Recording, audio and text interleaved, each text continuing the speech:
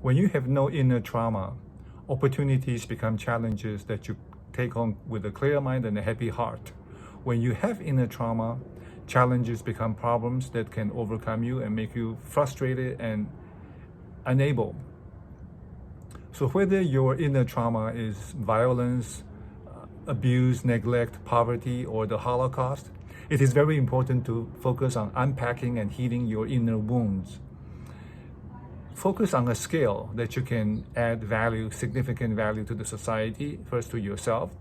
And complaining, criticizing, judging other people takes away your time and by definition makes you a victim, because now your happiness depends on other people. So define yourself as a victor by focusing on what you can independently accomplish by increasing your skills and value add to anything and anybody as much as you can.